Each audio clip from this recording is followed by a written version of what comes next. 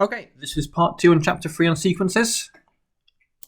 And here we're going to start with a bit of a problem here. So you pause video 1 and give it a go and have a look at it.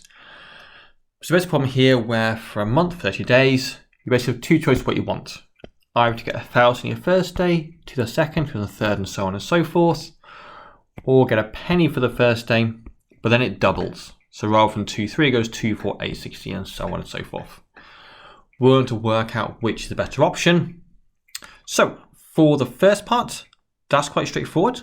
We can just solve that by using a sum of arithmetic sequence, and that gives us £645,000. That seems like a lot, but let's have a look at the second choice. Okay, so we should recognize that these numbers here in blue are just powers of 2.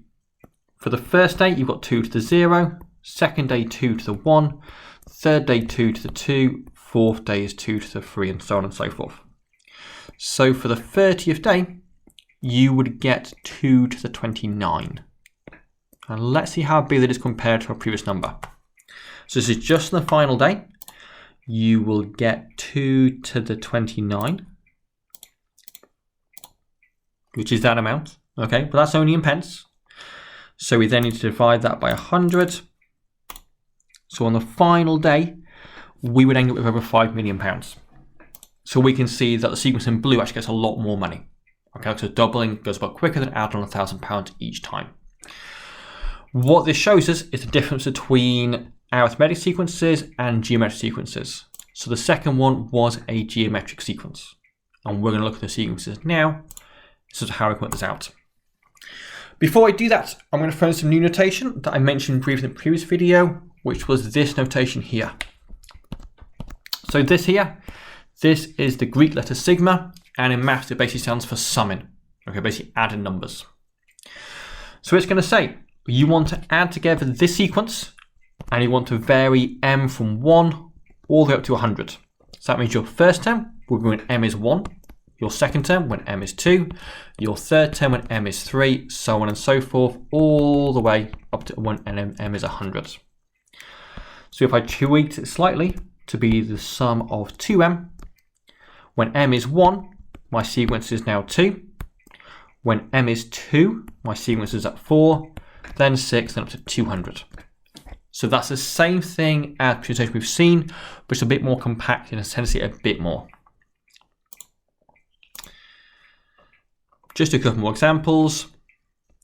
So for this sequence, you have your first term, which is when r is 1. Plug r into 1 is here.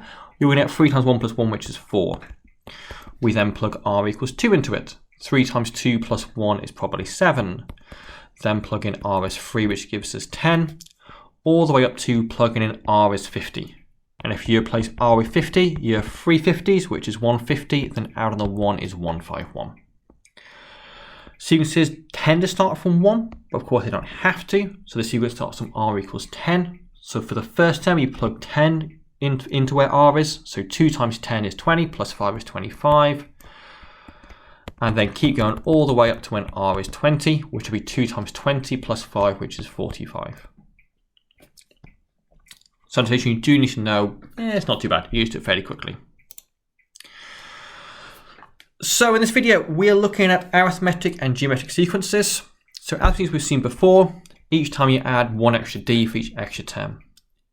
In geometric sequences, like with our doubling sequence at the start, each time we're timesing by a number. So if my first term's a, we have what's called a common ratio. It's basically getting that much bigger each term. So my second term would be a times r, or just ar. My third term would be a times r, or just ar squared, and so on and so forth. So the main difference is each time we're timesing and always goes up as a power. So for your 10th term, again, remember it lags behind, so it'll be ar to the power of 9, because you times it by r 9 times. So that's the basic difference you need to know for the nth terms for each of them. We're going to start jump straight into a more exam style problem where you can have some random terms and then have to work out the first term. So we saw this last lesson, the arithmetic sequences. It's the same idea here. We know for any term, let's call it nth, it's going to be AR to the n minus 1. So for the third term, that will be AR squared. Again, the power of R always lags 1 behind the term you want. And that equals 20. The sixth term would then be AR to the 5, and that equals 160. So again, like with arithmetic, we have simultaneous equations here. These are slightly different to solve. It's always the same trick with each pair of these. They're not too bad. What I'd recommend is, again, you label them first. So equation 2 and equation 1. And what you want to do is we want to divide these equations by each other. So I'm going to do equation 2 divided by equation 1. Okay, you'll see why in a second. So equation 2, on the left-hand side, we had AR to the 5, and now it's over AR squared. And that's going to equal 160 all over 20. So I'm just dividing the equations by each other. That's totally fine to do, by the way. Now, the reason this works is if we look on the left-hand side, our A's are going to cancel out. So now we just have an equation in terms of R. By laws of indices, we now have R cubed equals 8. Cube root in that tells us that R equals 2. Now this question asks for our first term, which is A. So again, let's grab our first equation. We're plugging what we know. So A times 2 squared equals 20. Therefore, A will just be 20 over 2 squared. 2 squared is obviously 4. So your first term is 5. So that's the basics of like how you play with these sequences. Roughly the same idea.